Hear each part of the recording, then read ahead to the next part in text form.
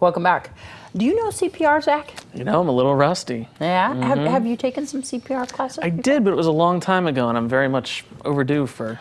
Yeah, I think my certificate is expired right now. I've taken a couple courses, and it's really important. Absolutely. You know, on the scanner, we hear the dispatchers giving CPR instructions occasionally to people, and unfortunately, when they're in that situation, some people aren't trained. Sure, and it can really, you know, make a difference in those life or death seconds. That's actually what our story is about here. When a cardiac arrest occurs outside the hospital, it's important for bystanders to perform effective CPR as soon as possible, but that doesn't always happen. A new study examined whether providing CPR instruction over the phone with help from trained 911 dispatchers would improve survival rates for people who experience cardiac arrest. This health tip is brought to you by Desert View Hospital and Mountain Valley Physicians Group. Don't put your health on hold. We have time for you. Call us to schedule your appointment. 775-751-7100. Dentist Tim Gailey began his day like any other, seeing patients. I sat down and that was the last thing I remembered. I just collapsed.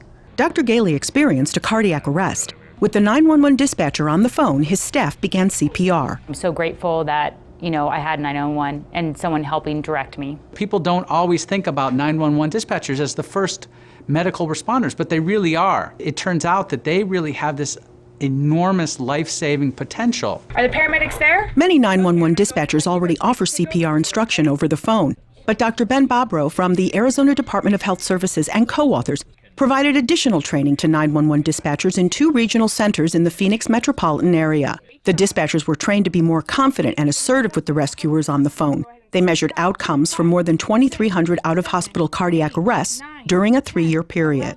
Training them to say, you need to do chest compressions. I'm going to help you. Let's start. We've actually found that that subtle thing is very important in motivating lay rescuers. We have to use a very strict tone of voice too to kind of get them to listen to us and pull all that chaoticness away from them. Our dispatchers did well. They gave telephone CPR instructions significantly more often. They got the first chest compression started much sooner. We found a 32% relative increase in the proportion of patients that survived a hospital discharge, so they went home from the hospital, and remarkably, a 43% relative increase in functional outcome, which means patients that actually went back home in good shape. That's exactly what happened to Dr. Gailey, a husband and father of 13. Thanks to everyone working together, he survived. I was just praying that he would be okay, thinking about his children, and I would do the right things that he needed. I just remember giving them hugs and crying and telling them how grateful I was that they saved my life and how grateful my family was to them for saving me. Catherine Dolf, The JAMA Report. Bystander CPR has been shown to double or even triple survival from out-of-hospital cardiac arrest. Earthbag homes are popular and can be simple or elaborate. A local woman is hoping to get residents involved in building some for fun near the California-Nevada border for what she calls the 3 Moons Project.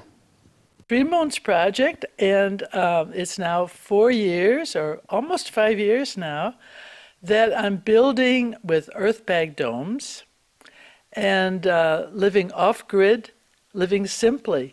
So we're just inside California in the Prompt Valley, 13 miles from the intersection from 160 to the sign of Tacopa. And if people would like to learn how to build with the earthbag domes, because it becomes very popular nowadays. So if you can come, if you want to, I'll give you the phone number.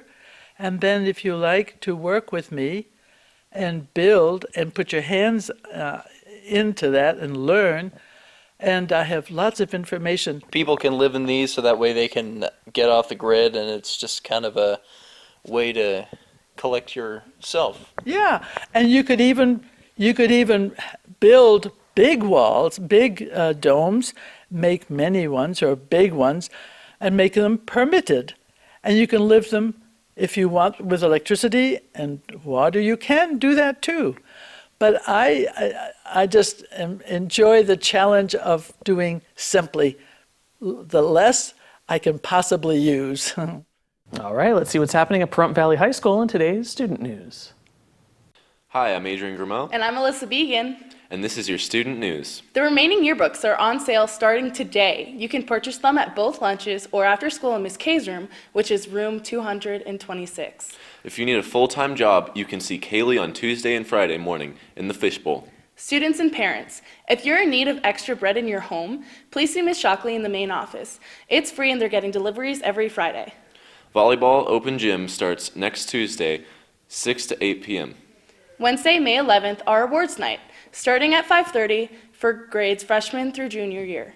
Senior award nights start at 7 p.m.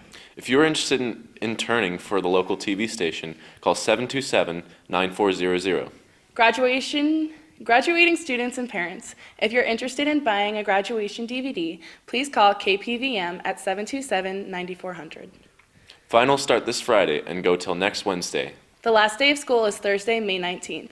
Thank you. I'm Adrian Grimaud. And I'm Alyssa Began. And this has been your student news. All right, nice job, kids. When we return from this break, we're going to speak to our county commissioner about his event he held over the weekend. We'll be right back.